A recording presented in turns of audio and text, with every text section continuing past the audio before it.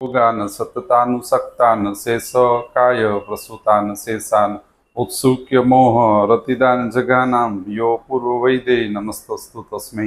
नमस्कार मित्रों, मैं वैद्य राजदीप पाडेर नागरादी चिकित्सक समूह वती आप सबका स्वागत करता हूं। और आज का जो हमारा शनिवार का संभाषा श्रृंखला का लेक्चर है वो हम धातु के अनुबंध में, हमारी जो लेक्चर श्रृंखला में यदि आप देखें तो रस धातु, रक्त धातु, मांस और मेद धातु, इसके ऊपर हमने लेक्चर लिया हुआ था। तो अभी हम उसी को कंटिन्यू करते हुए अस्थि, मज्जा और शुक्र धातु को पूर्ण करके आगे के विषय शुरू करेंगे, जिसके कारण जो विषय रह गए वो पूर्ण हो। तो पहले तो अस्थि धातु। तो अस्थि धातु जो है वो हमारे शरीर के अंदर गंभीर धातु के अनुबंध में, यानी कि धारणा धातुओं के अंदर अस्थि धातु, रस, रक्त, मांस, मेद, अस्थि, मज्जा और शुक्र, उसमें गंभीर धातु के अनुबंध में अस्थि धातु आती। अस्थि धातु हमारे शरीर के अंदर मर्मास्थि संधि, जो रोग मार्ग है, मर्मास्थि संधि रोग मार्ग के अंदर अधिष्ठित रहने वाली यह धातु है।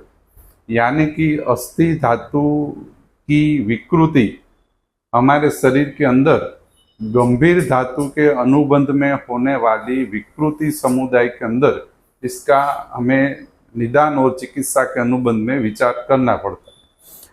अस्थि धातु का प्रधान जो कर्म है वो है धारण कर्म। तो धारण कर्म से क्या होता है, हम क्या लेते हैं धारण कर्म से?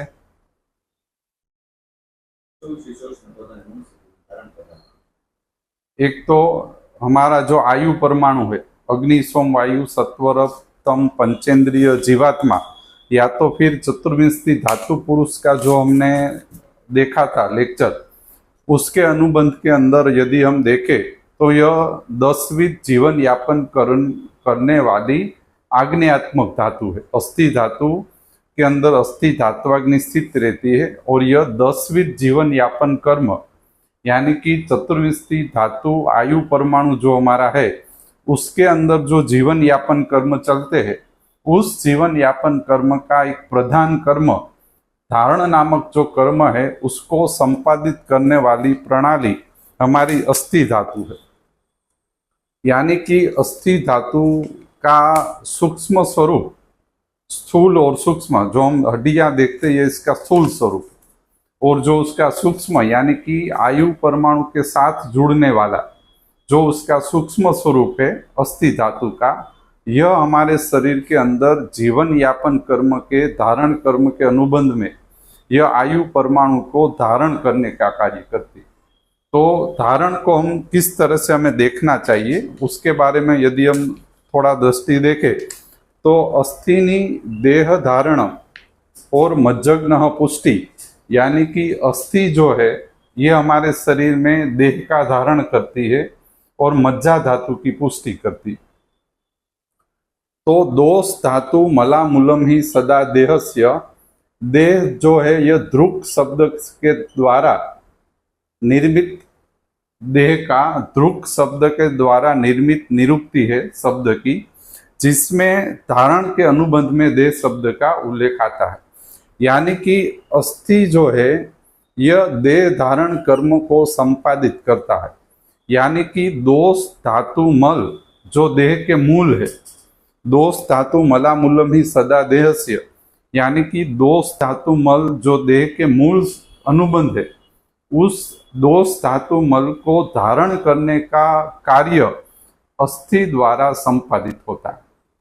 यानी अस्थि धातु के बगड़ने पे या तो उसकी विकृतीकरण प्रक्रिया शुरू होने पे हमारे शरीर के अंदर प्रधान कर्म दृष्टि धारण कर्म हानि के स्वरूप में देखने को मिलती। बराबर।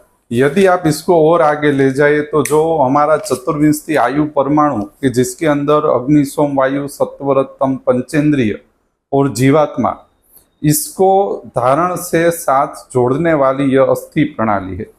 बराबर।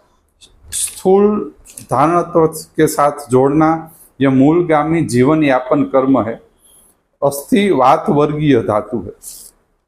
यानी कि अस्थि अपना जो धारण कर्म है वो वात दोष या तो वात वर्गीय अनुबंध के द्वारा संपादित करती है। अस्थि धातु वात वर्गीय धातु है और वात वर्गीय धातु होने के कारण यह वात दोष या वात वर्ग के अनुबंध में देह को या आयु परमाणु को धारणत्व के साथ जोड़ती है।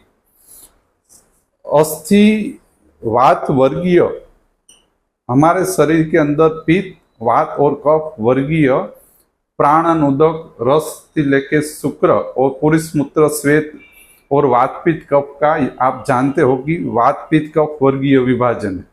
उसमें वात वर्गीय जो विभाजन है उसका रचनात्मक धारणत्व अस्थि के अधीन। मान लो पक्वाशय कटी शक्ति श्रोत्र अस्थि स्पर्शनेन्द्रिय तत्र अपि पक्वाधान विशेषो वात स्थानान। तो यह जो वात स्थान है उसका धारणत्व या रचनात्मक अनुबंध का केंद्रवर्ती स्थिति अस्थि रहती और यही अस्थि आगे जाके वात के द्वारा ही देह को धारणत्व के साथ जोड़ती। यदि आप त्रिदोष का और चतुर्विंशति धातु पुरुष का संहितागामी अध्ययन देखें तो हमारे शरीर के अंदर रचना और क्रिया और मन इंद्रिय इसका धारण हमारे शरीर में धातुरूप वात दोष द्वारा संपादित होता है। तो धातुरूप वात दोष का जो रचनात्मक अनुबंध है यानी उसको जो उसका बनाने की स्थिति है यह रचनात्मक अनुबंध में अस्थि धातु उसका प्रधान रचनात्मक अनुबंध पूर्ण करने वाली यह वात वर्गीय धातु है। वात दोष धारण कर्म करता है। वात दोष हमारे शरीर में क्रियाओं और रचनाओं को धारित करके रहता है। वात दोष के द्वारा ही मन का धारणत्व और एकादश इंद्रियों का धारणत्व होता है। इसी के अनुबंध में स्वश्रुत चतुष्क में पूर्ण अग्नि और वायु का प्राकृत अनुबंध रखने की बात स्वश्रुत चतुष्क में की गई। अस्थि के द्वारा आकाश और वायु महाभूत का रचनात्मक अनुवर्तन धारण होके धारणत्व उत्पन्न होता है।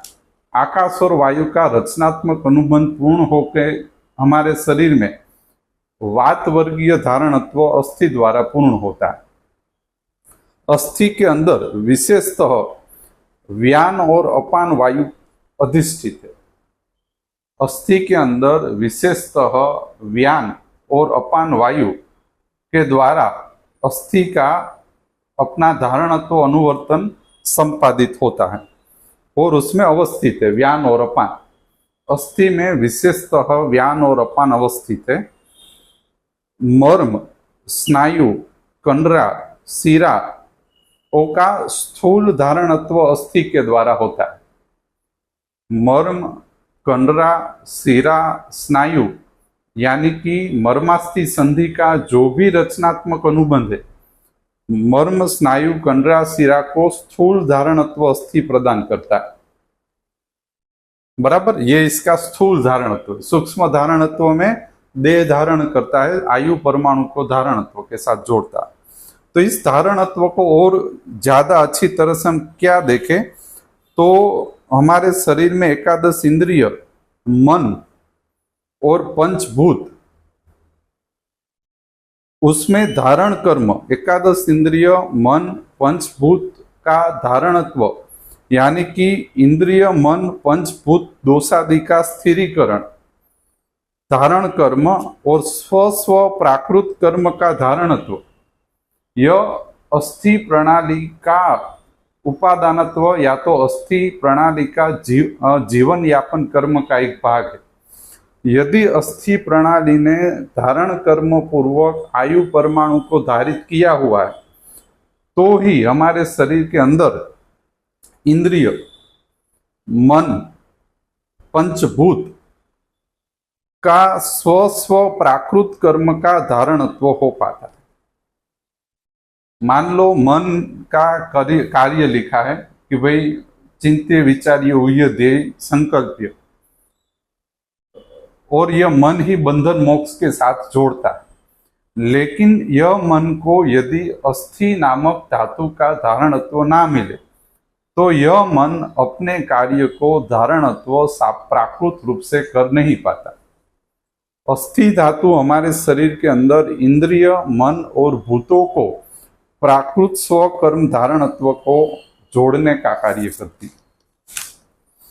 कई बार आप देखें जब मर्मास्थि संधि रोग उत्पन्न होते हैं तब इंद्रियों के कर्म स्थानिक और सार्वदेहिक, इंद्रियों के कर्म उसके अंदर होने रहने वाले व्यान अपानादि दोष अपना प्राकृत कर्म धारणत्व छोड़ देते, बराबर। तो यह धारणत्व को स्थानिक और सार्वदेहिक दृष्टि को देख पाना यह अस्थि धातु के अंदर समाविलित है। या मान लो अस्थि धातु का महाआवरण हो जाए तो पक्षाघात, एकांगघात, अस्थि मज्जागतवात, महावात व्याधि ऐसे गंभीर रोगों का निरूपण आपको देखने को मिलता है।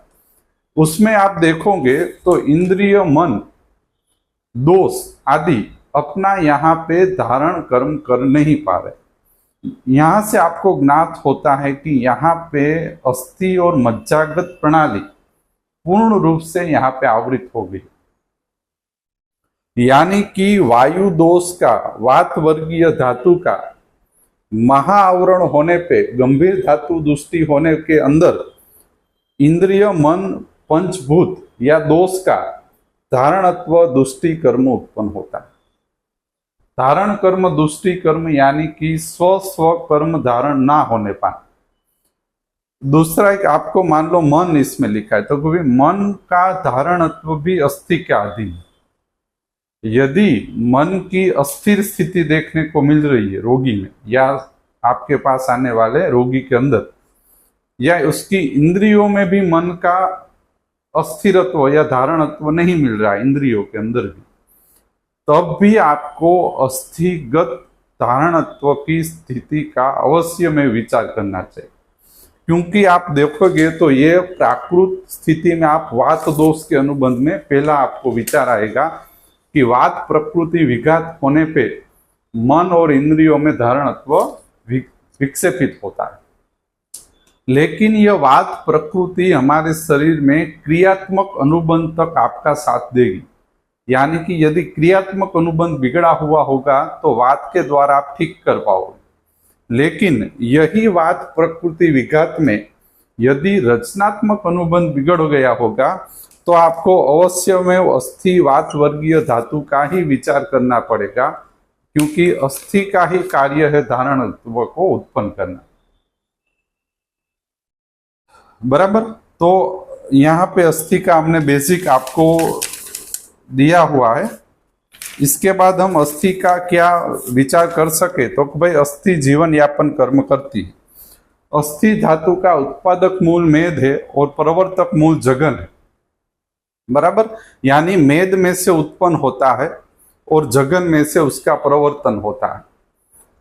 हमने पहले भी कहा था उत्पादक मूल हमारे शरीर के अंदर उत्पत्ति प्रक्रिया कायाग्नि और जठराग्नि के द्वारा विशेषतः प्रेरित रहते हैं। उत्पत्ति कर्म के अनुबंध में कायाग्नि और जठराग्नि के द्वारा उत्पादक मूल विशेषतः प्रेरित रहते हैं। उसी कारण क्रियात्मक अभिव्यक्ति मेद के अधीन रहती। अस्थि की क्रियात्मक अभिव्यक्ति मेद के अधीन रहती है और रचनात्मक अभिव्यक्ति जगन के आश्रित रहती, बराबर। तो क्रियात्मक और रचनात्मक दो प्रकार की अभिव्यक्ति यदि आप देखें तो क्रियात्मक अभिव्यक्ति मेद के अधीन है और रचनात्मक अभिव्यक्ति जगन के आश्रित है, बराबर। तो अस्थि धातु का क्रियात्मक विकृति की अभिव्यक्ति में मेद को अच्छी करके आप उसको योग्य कर पाओगे। उसी अस्थि धातु का रचनात्मक अभिव्यक्ति यदि रचना बिगड़ जाए तो आपको जगन्नास्थि अथवा तो जगन स्थान उसको विचार करके उसको निदान और चिकित्सा में देखना चाहिए। दूसरा हमने लास्ट टाइम भी कहा था कोई भी धातु हो तो उसका 4 प्रकार का निरूपण हमें देखना चाहिए। कि रस रक्त मांस मेद अस्थि मज्जा और शुक्र यदि आते हैं तो रस धातु के रक्त हो या मांस हो या अस्थि हो, तो पहले तो उसका प्राकृत कर्म संपादन हो रहा है कि नहीं हो रहा। दूसरा, परीक्षा के अंदर दूसरा देखना चाहिए क्षय है या वृद्धि है, यानी क्षय परीक्षण वृद्धि परीक्षण, प्राकृत कर्म परीक्षण, क्षय परीक्षण, वृद्धि परीक्षण। दूसरा, उसी धातु का प्रदोषज परीक्षण, जो कहाँ दिया हुआ है, सूत्र स्थान, यह चौथा परीक्षण हुआ। पांचवा परीक्षण आता है उसका स्रोतोदुष्टि परीक्षण।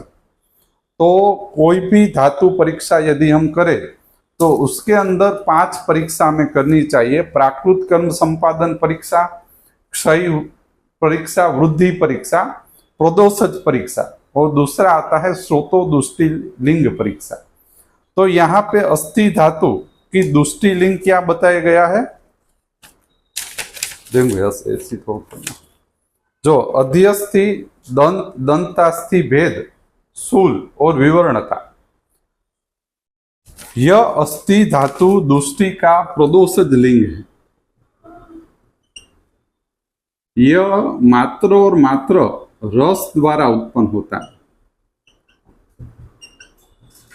आप समझ गए, जठराग्नि रस और रस द्वारा दोष दुष्टि, और यह दोष के द्वारा यदि अस्थि धातु बिगड़ती है, बराबर, परतंत्र स्वरूप में, तो क्या होगा, अध्यस्थि दंत दंत अस्थि भेद शूल, यानी कि हमारे अस्थि वर्गीय अध्यस्थि दंत दंत अस्थि में भेद होना, शूल होना, और उसमें विवरणता उत्पन्न होती।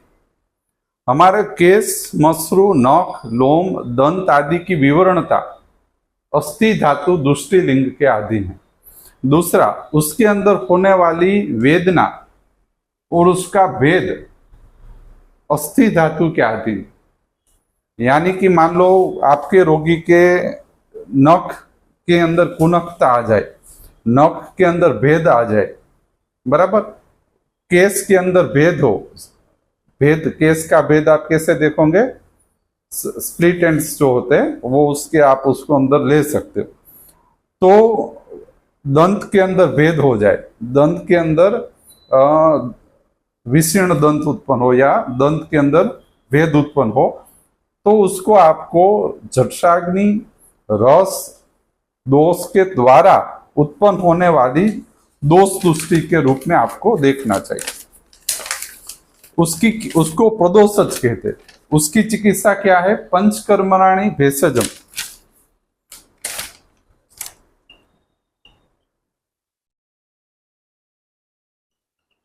પછી બસ્તી અને તિક્ત ક્ષીર અને સર્પી પ્રયોગ। જો અસ્થિ મજ્જા શુક્ર અને પંચ મહાભૂત ચાલુ થાય ત્યારથી પંચકર્મીય દ્રવ્યોનો ઉપયોગ અને પંચકર્મીય ચિકિત્સા શરૂ થાય, કારણ કે અહીંયાથી ગંભીર અને રચનાત્મક ધાતુ શરૂ થાય છે।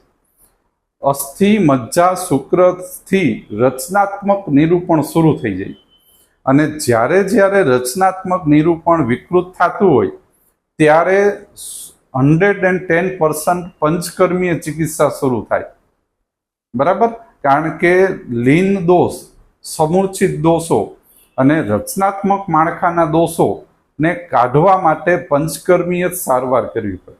તો શું લખ્યું, પંચકર્મીય ભેષજમ, બહુ દોષ હોય તો એને પંચકર્મથી કાઢો, અલ્પ દોષ હોય તો પંચકર્મ ભેષજ આપો, પંચકર્મીય ભેષજનો ઉપયોગ કરો।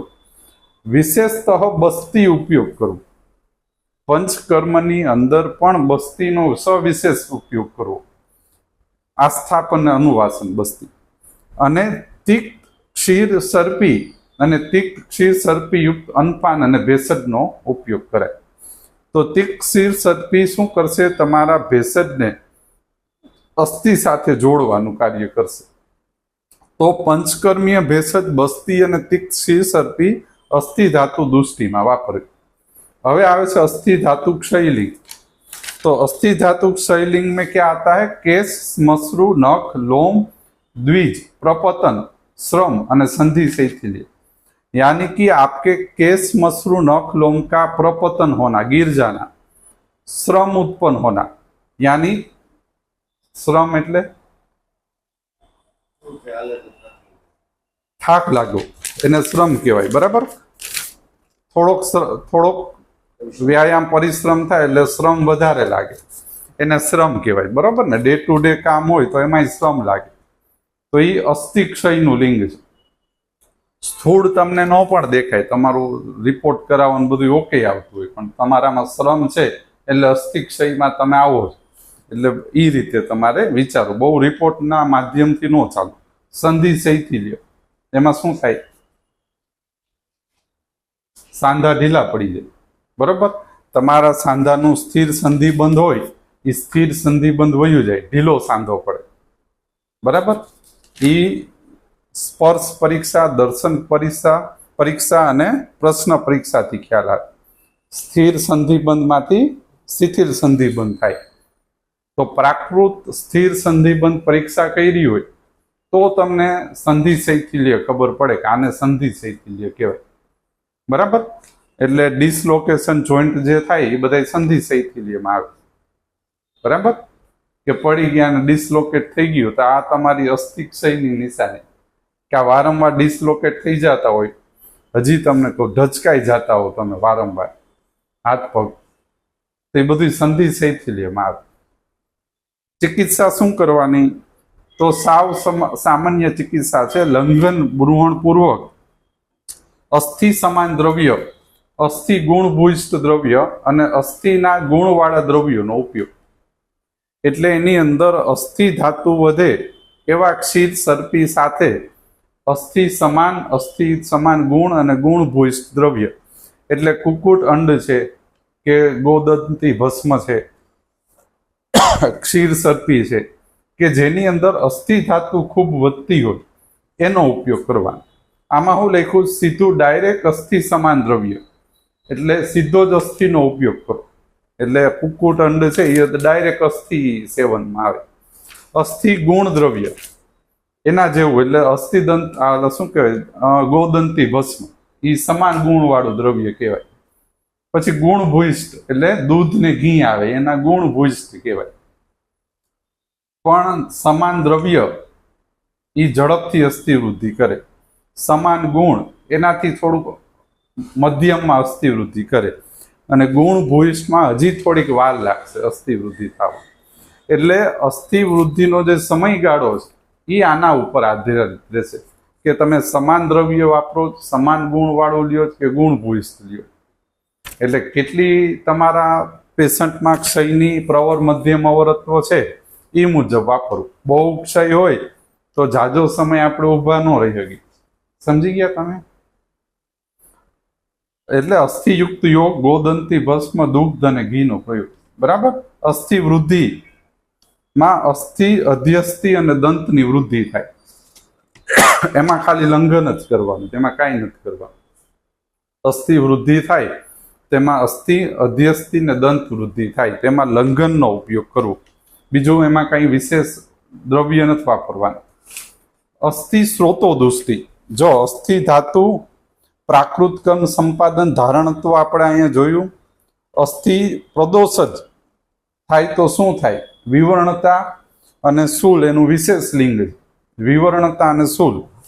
અસ્થિ ધાતુ ક્ષય, અસ્થિ ધાતુ વૃદ્ધિ। હવે પ્રદોષ સ્રોતો દુષ્ટિ લિંગ, જો સ્રોતો દુષ્ટિ થશે ને એટલે વ્યાધિ ઉત્પન્ન થશે। અસ્થિ ધાતુ સ્રોતો દુષ્ટિ ક્યારે કન્સિડર કરવાની? જ્યારે વ્યાધિત સ્વરૂપ અસ્થિનું તમારી સામે આવે ત્યારે તમારે 100% સ્રોતો દુષ્ટિ જ લેવાની।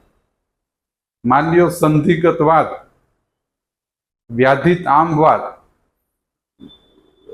મહાવાત રોગ, પક્ષાઘાત જેવા મહાવાત વ્યાધિઓ જે સમુદાય છે એની અંદર તમારે અસ્થિવાહી સ્ત્રોતસનું નિરૂપણ આપણે લઈ લેવાનું, બરાબર। અસ્થિ સ્ત્રોતો દુષ્ટિના વિશેષ નિદાનો આપ્યા છે, આમાં લખતો નથી। વ્યાયામ, અતિ સંક્ષોભ, અસ્થિ વિઘટના, વાતલ નિદાન સેવનથી સ્ત્રોતો દુષ્ટિ થાય। એવું પ્રદોષજમાં નથી, ક્ષયમાં નથી, વૃદ્ધિમાં નથી, સ્રોતોદુષ્ટિમાં જ આપ્યું. એટલે અસ્થિવાહી સ્ત્રોતો પ્રણાલી બગાડી નાખશે. અતિ વ્યાયામ કરો, અસ્થિ સંક્ષોભ થાય અસ્થિમાં. એટલે શું થાય સંક્ષોભ? એટલે અતિ સંક્ષોભ એટલે અસ્થિઓની અંદર તમારે માની આપણે કૂદકા મારી અને અસ્થિની અંદર જે સંક્ષોભ થાય ઈ આની અંદર લેવું. કે આપણે પડી જાય ને જે અસ્થિની અંદર એનું માળખાની અંદર જે આંદોલન ઉત્પન્ન થાય કે આવેગ આક્ષેપ ઉત્પન્ન થાય એને સંક્ષોભમાં લેવું. અસ્થિ વિઘટનનાર એટલે એકબીજા ભટકાવું કે એમના અસ્થિનું ભટકાવું. અને વાતલ નિદાન સેવનથી જ્યારે રચનાત્મક ધાતુ બગડી જાય, વાતલ નિદાનો જ્યારે વાત વર્ગીય અસ્થિનું રચનાત્મક માળખું, વાત વર્ગીય નિદાનો જ્યારે રચનાને વાતની રચના બગાડે એટલે અસ્થિ બગડી જાય. વાત દોષની રચના એટલે અસ્થિ, આવું તમે લ્યો તોય ચાલે. વાત દોષ છે ને એની ક્રિયામાં વાત દોષના કર્મો લખાય. હવે આ વાત દોષની રચના કેવી હોય તો પક્ષથી છે, પકવાસઈ છે, આ જોવાનું. એટલે વાત દોષની રચના બગડે એટલે અસ્થિ બગડી જાય. અથવા એવું કહેવાય કે વાત દોષની રચના કેવી હોય તો અસ્થિ જેવી હોય. ઉત્પાદક અને પ્રવર્તક મૂળ અહીંયા જોવાના આવે. ત્યાં સુધી ઉત્પાદક પ્રવર્તક મૂળ પરીક્ષા જરૂરી હોતી નથી. જ્યાં સુધી વ્યાધિ અને સ્રોતોદુષ્ટિ ચાલુ થતી નથી ત્યાં સુધી ઉત્પાદક પ્રવર્તક મૂળ પરીક્ષણની જરૂરિયાત હોતી નથી. અગ્નિ, અસ્થિ અગ્નિ, અહીંયા ઇન્દ્રિય પરીક્ષાની આવશ્યકતા થાય. એટલે હસ્ત, પાદ, કર્ણ અને સ્પર્શ સ્રોતોદુષ્ટિ અને વ્યાધિ ઉત્પન્ન થાય એટલે અવશ્યમેવ બગડે. હસ્ત, પાદ ઇન્દ્રિય, કર્ણ અને સ્પર્શ ઇન્દ્રિય જે વાત વર્ગીય ઇન્દ્રિય છે એ અસ્થિવાહી પ્રણાલીમાં અવશ્યમેવ બગડે. બરાબર. અસ્થિના વ્યાધિ, મર્માસ્થિ સંધિના રોગો, સંધિગત વાત, આમ વાત એ બધું આની અંદર આવશે. ચિકિત્સા શું કરવાની?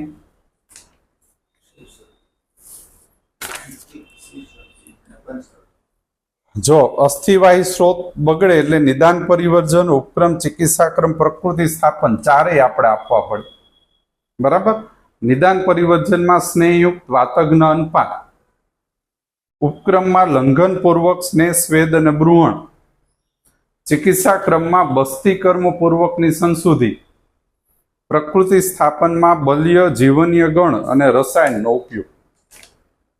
નિદાન પરિવર્જનમાં શું આવે? સ્નેહયુક્ત અનપાન, ઉપક્રમમાં લંઘનપૂર્વક સ્નેહ સ્વેદ બ્રુહણ, ચિકિત્સા ક્રમમાં બસ્તી કર્મ પૂર્વકની સંશુદ્ધિ અને બલ્ય, જીવનીય ગણ ને રસાયણનો ઉપયોગ એનું પ્રકૃતિ સ્થાપન છે. તો આ રીતે આપણે અહીંયા અસ્થિ ધાતુનું પૂર્ણ નિરૂપણ જોયું, જેની અંદર અસ્થિ ધાતુનું ધારણત્વ, ક્ષય, વૃદ્ધિ, પ્રદોષજ, સ્રોતોદુષ્ટિ લિંગ, સ્રોતોદુષ્ટિથી થતા વ્યાધિઓના સંગ્રહ, જેમાં મર્માસ્થિ સંધિના રોગો, સંધિગત વાત, આમ વાત, વાત વર્ગીય રોગો, મહાવાત વ્યાધિનું આની અંદર તમે ઇન્વોલ્વમેન્ટ લેવાનું. નિદાન પરિવર્જન, ઉપક્રમ, ચિકિત્સા સૂત્ર અને પ્રકૃતિ સ્થાપન અસ્થિવાહી સ્રોતસના લાગુ થાય. બરાબર. જે ક્ષય વૃદ્ધિની અંદર ને પ્રદોષજમાં નથી કરવા. તો આ રીતે તમે નિદાન અને ચિકિત્સામાં આગળ જાઓ તો 100% પરિણામ મળે. અને ઔષધ કેવું હોય આની અંદર? તિક્ત અને વાતજ્ઞ. તિક્ત, ક્ષીર, સર્પીના પ્રયોગ સાથે વાતજ્ઞ ઔષધ આપણે દેવાનું. બરાબર. તો અસ્થિ ધાતુની અંદર તિક્ત અને વાતજ્ઞ ઔષધો સવિશેષ કાર્ય કરે. એવો તિક્ત વર્ગ લેવાનો જે વાતજ્ઞ હોય. બરાબર. તો એક ઉદાહરણ આપો જેવું, જેમ કે ગિલોય છે. ગિલોય છે એ તિક્તય છે ને પાછી વાતજ્ઞ કર્મ કરશે. તો આ રીતે આખું સંપાદન આગળ લઈ અને આપણે આગળ જોવું. કારણ જેમ કે હું તમને કહું, વાત શોણિત જે છે મહાવાત રોગની અંદર વાત શોણિત પદ સારવાર લખી છે, તો એની અંદર ગિલોય, એરંડ તેલ, દૂધ આદિનો ઉપયોગ છે. તો આ બધું શું છે? વાતજ્ઞ છે અને તિક્તેય છે. એટલે એ રીતે વાપરવાનું થશે. તો જેટલું તમને આની અંદર નિદાન અને ચિકિત્સામાં અસ્થિ સંબંધિત સરળતા થાય એ મુજબ લઈને આગળ વધવા. જ્યારે તમારા રોગીમાં ધારણત્વ બગડે ત્યારે આનો વિચાર કરો. અને રૂટીન પ્રેક્ટિસની અંદર તમારી પાસે આવા ધારણત્વ બગડેલા પુષ્કળ પેશન્ટ આવશે કે જેની અંદર વાયુ અને અસ્થિનો અનુબંધ લાગુ પડતો. ભલે.